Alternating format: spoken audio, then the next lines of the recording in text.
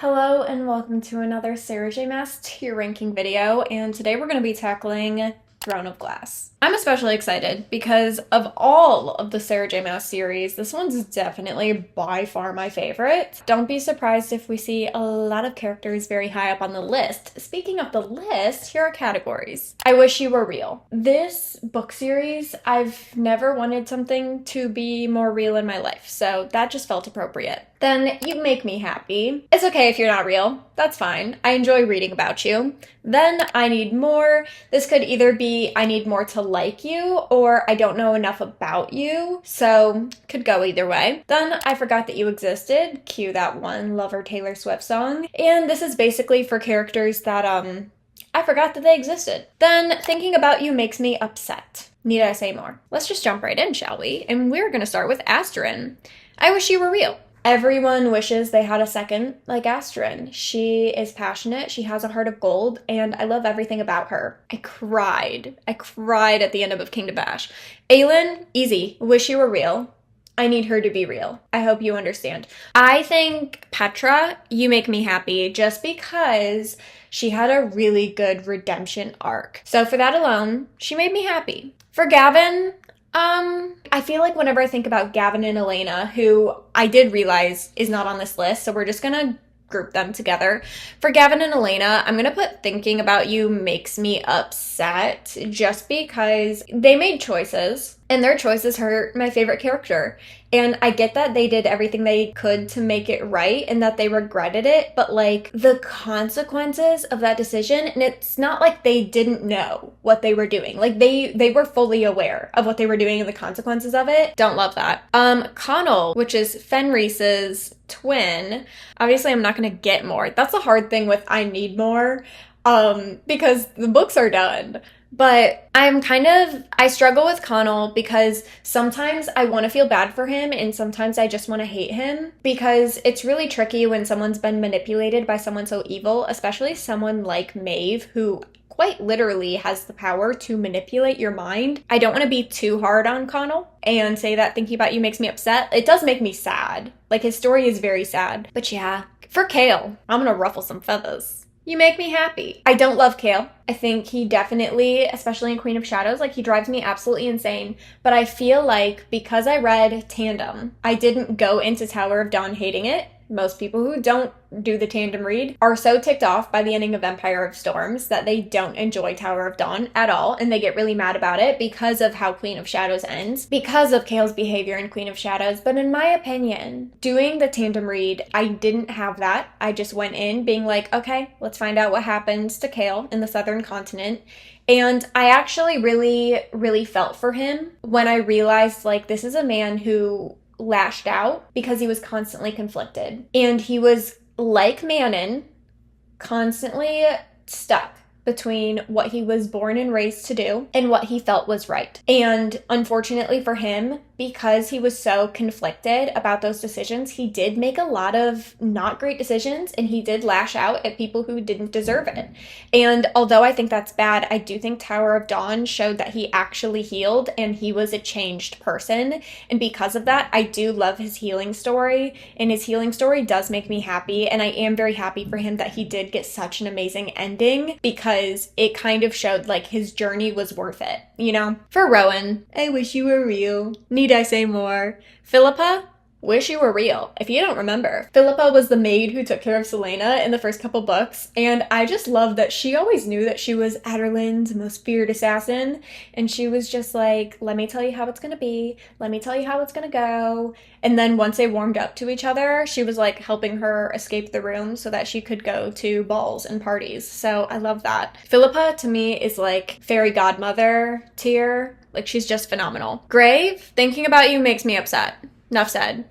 Mort. I know some people love Mort, and I used to love Mort, but the more times I reread the series, I realize how like much I don't actually love Mort. I'm gonna put I Need More because I wish that Mort had been a character in the first book. I get that Sarah J. Maas gave her reasoning, like the reason why is because he didn't think Selena was ready to see a talking doorknob or whatever. But in my opinion, like, Mort didn't exist, and then all of a sudden he just existed just to never really be a part of the plot again. I don't know. I thought it was fun and creative the first time I read it, but now that I've reread the series 3 or 4 times, it just kind of feels a little random. Marion, thinking about her does make me upset because of how her life ended. You make me happy. Archer Finn, thinking about you makes me upset. What you did to Nehemia? What you did to Selena? The betrayal? The cockiness? You deserved the ending that you got. That's all I gotta say. For Sam, you made me happy. I know some people he was like a comfort character, but to me, Sam and Selena's relationship always felt very young and immature, and they were literally teenagers, so that makes sense. I liked reading about their time together, but they were never endgame. Like, I never for a second was like, these people are meant to be together. Erewhon, that's totally spelt wrong. Thinking about you makes me upset. Need I say more? For Kane, thinking about you makes me upset. Arabin, thinking about you makes me angry. You are the worst. I hate you. Arabin is the biggest villain of like all the villains. Like no one irks me more in this series than Arabin Hummel. Sorsha, I wish you were real. I loved you. Every single time I read about your untimely and unfavorable death, I sob. Wish I was kidding, but I'm so not. Evangeline, ugh, you make me happy. I actually need more. I'm gonna put her in need more because I know the series is done, but I know also Sarah J Maas has like a mystery 4th series that we know nothing about so far. I really want it to be like Throne of Glass adjacent. I would like to see Evangeline grown up. Luca, you made me happy. You were a cute addition to Air Fire. I did like you, especially the whole scene in the cave. Like, he was just so cutesy. Lysandra, I need her to be real. I don't wish she was real. I need her to be. Lysandra means the world to me. I will fight anyone who has anything gnarly to say about my girl Lysandra. For Ren, can I say I forgot that you existed? Like, I know he's a bigger character and he's throughout the series, but like, I always just, he doesn't feel that consequential to me, and anytime he talks, I just kind of zone out. Mute Master, thinking about you makes me happy. I will say, although Assassin's Blade probably is my least favorite book in the entire series, I do love the whole portion that takes place at the Mute Master's Assassin's Guild. Absolutely love it. Murtaugh. Same thing with Ren. Like, I know, like, Ren and Murtaugh are, like, actually pretty significant characters. I don't know. Like, something about them just feels so bland to me. Like, I feel like Sarah J Maas didn't spend that much time developing their characters, which, I mean, no shade. Clearly, she wrote a bajillion characters with amazing character development, so I'm not that upset. For Lyria, I mean, I definitely didn't forget she existed. Her story's heartbreaking, but I feel like it says more about Rowan than it said about her. If anything, like, thinking about her does make me upset because that's horrible. She was literally a pawn in Maeve's game. I kind of want to learn more about her, though. Like, I feel like any feelings I have towards Lyria are mostly actually feelings towards Rowan, so maybe I just need to get to know Lyria a little better. Dorian, wish you were real. Frankly, he is real. He's my husband, and I'm so happy about that. And I'm not even just saying that jokingly. Like, my husband is Dorian, and Dorian is my husband, Sebastian. So they are the same person, and I could not be happier about that. Evelyn. I mean, I need more. I wish we had gotten more of Aylin's parents. We got some good flashbacks, and those make me emotional every single time we got a flashback. That being said, I'm just gonna add Aylin's dad there as well. I always forget his name. Ro? Oh, here he is. Okay, great. Now for Holland.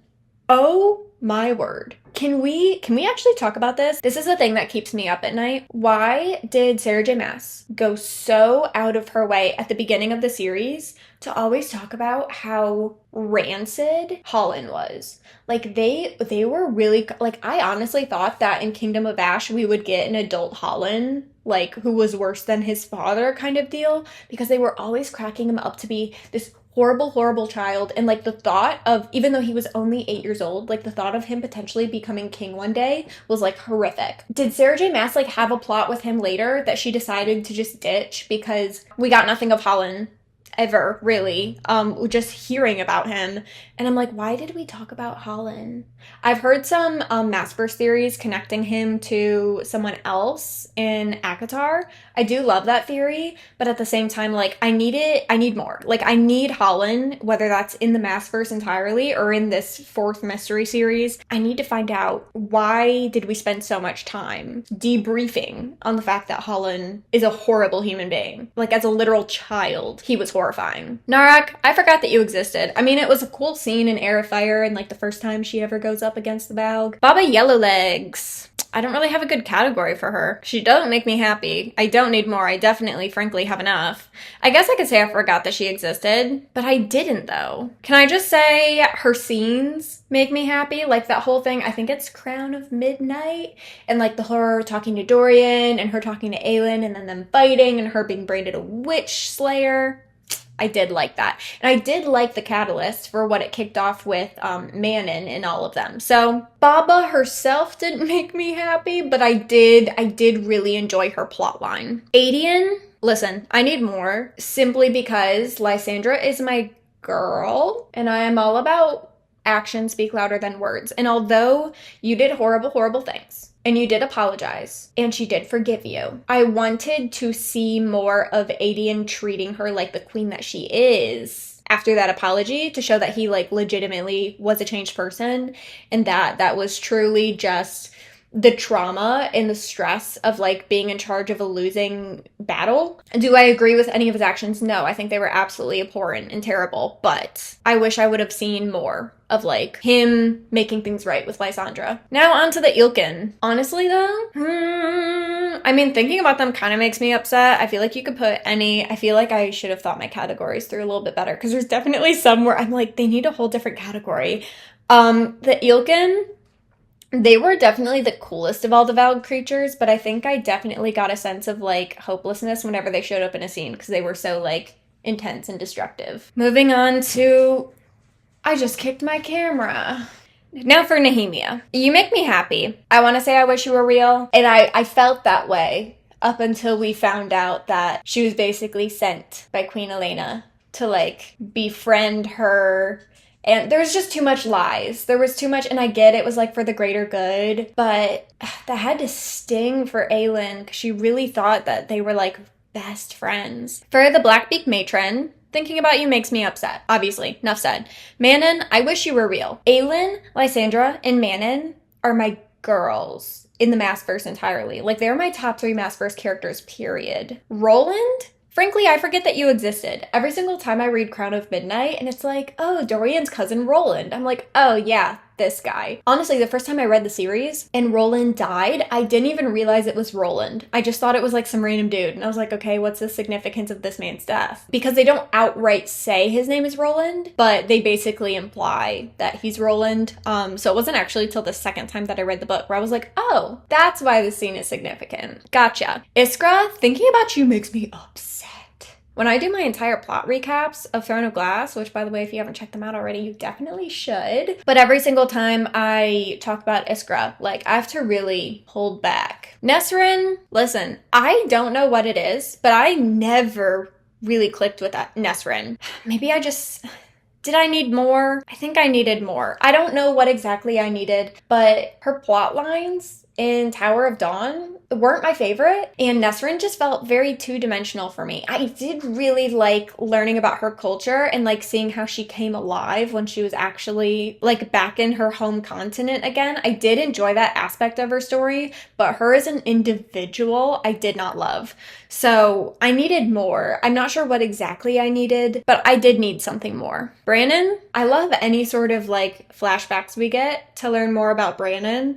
I honestly wish we had more, but I just love his character so much. Alid, I'm gonna put you make me happy. I like her, but listen, I'm not gonna get into this huge rant because I definitely go into it in my top 10 favorite things and top 10 least favorite things about Throne of Glass. But there are just so many times where I felt like Alid kind of ruined a moment or ruined a plot line. And for that alone, I can't love her. I do like her though. Like, I like her as an individual, but there's just so many choices she made that I felt like almost kind of like ruined entire subplots for me. So for that alone, she kind of frustrates me, but I do like her. She just frustrates me a little bit. You know what I mean? Then we have Rolf, the Pirate King. Honestly, he doesn't make me happy, but his plots do. I didn't love the Assassin's Blade, but the whole like part of Queen of Shadows, or no, it's Empire of Storms, the whole thing of Empire of Storms when they're there, he's just kind of, he has like a bit of an iconicness to him. It's kind of how I imagine Jack Sparrow when he's like an old retired man, even though I think Ralph is technically supposed to be like in his 30s. I don't know. He gives like iconic old man vibes for me. Vernon, thinking about you makes me upset. I will never forget what you did to Elide, because although she's not my favorite character, she did not deserve half the crap you put her through.